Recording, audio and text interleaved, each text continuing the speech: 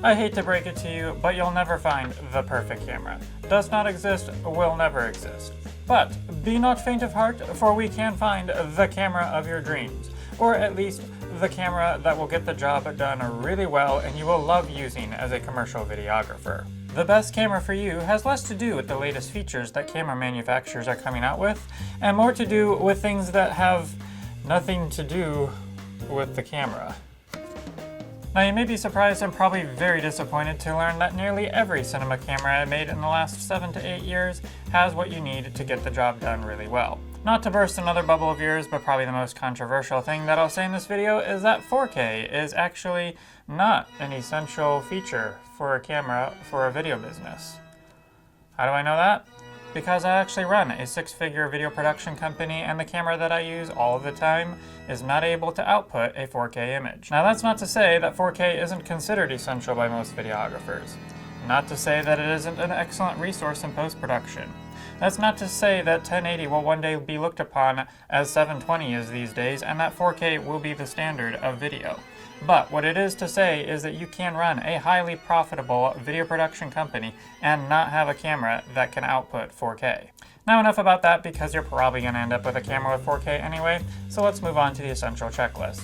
The first being autofocus. See what I did there? And by autofocus, I mean reliable autofocus. Now that's not to say that you will be using autofocus 100% of the time. Often you will be in manual. But if you're a single operator shooter or working a skeleton crew, then there's plenty for you to be focusing on other than on your focus. And just because a spec sheet says that the camera has AF does not mean that it checks this box off. Be sure to watch reviews to see how the AF works in low lighting, with fast movement, or when objects temporarily pass in front of you and the object that you are focusing on. The next essential feature for your cinema camera is, of course, its ability to shoot RAW. And wait, EVF? Who needs EVF? You do. That's right. When I first got my cinema camera, I tried to take my EVF off because it was getting in the way of some of my gimbal moves, and I thought I would never use it, and it looked ridiculous. However, I am proud to report that I was unsuccessful in so taking it off, and ended up absolutely needing it on set in a number of shoots later. That's right, the LCD screen that comes native to most cameras is often insufficient to handle intense sunlight, and I have found that an EVF was the only way that I was able to compose, focus, and expose a shot in camera. Also, an important side note, there is no particular order to these, they're all equally important. Pay attention to all of them, folks. Now the next essential feature is not so much a technical specification as it is an aesthetic. That's right, it's your camera's form factor, specifically how it looks to your customer.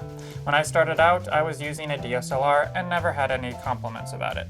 However, the very first shoot that I brought my Canon cinema camera to, the client said, "Wow, that looks professional," and I've been getting those compliments ever since.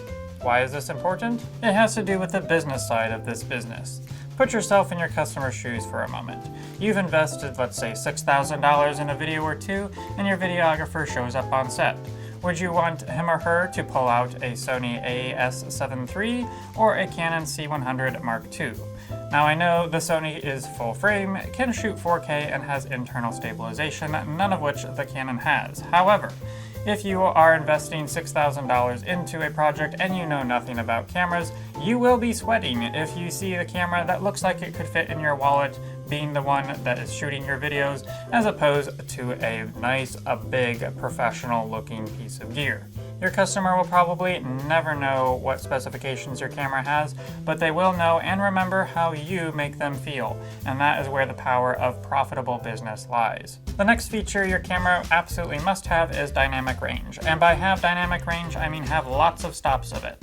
Also have a good range of clean ISO. Why are these important?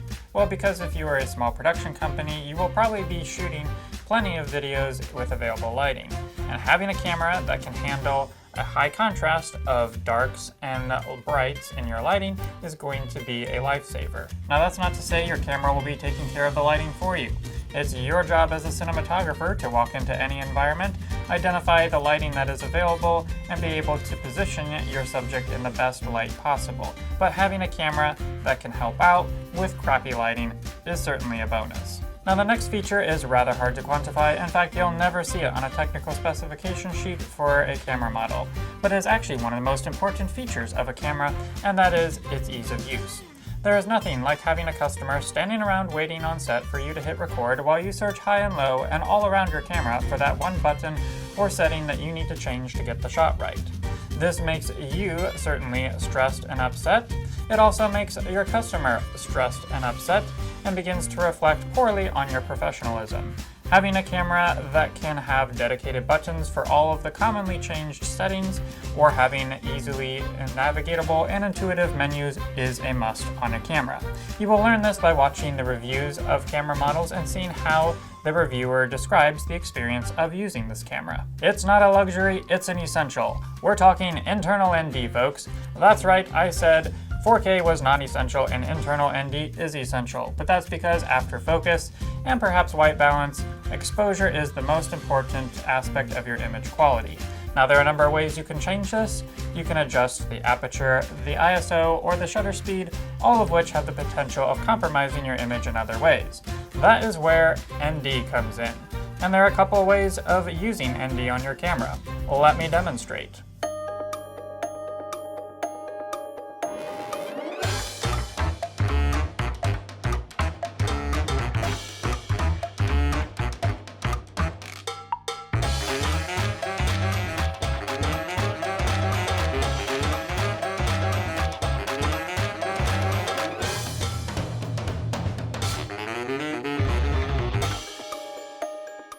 Now that's not to say that it is only for those shooters who happen to be doing projects outside.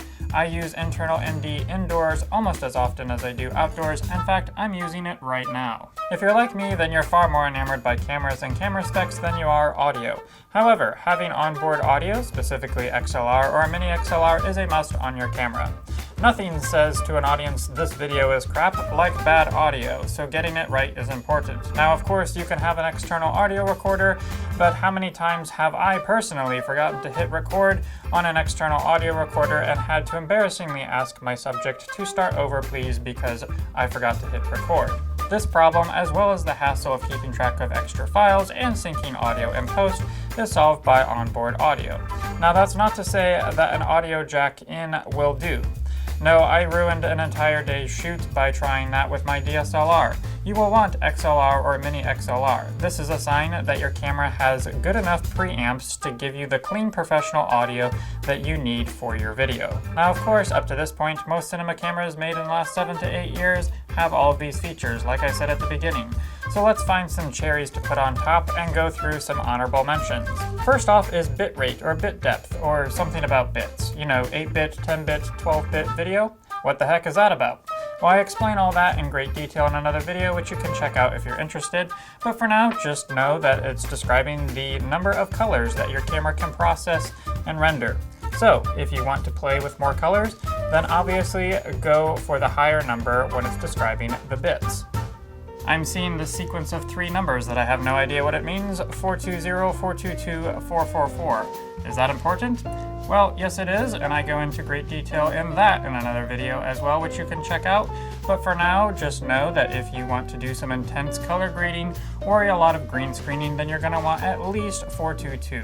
If you don't see yourself doing a whole lot of either one of these, then 420 will be more than enough for you. However, if you can afford it, I would certainly recommend at least going for a camera that can shoot 10-bit and 422, if not higher in either one of these.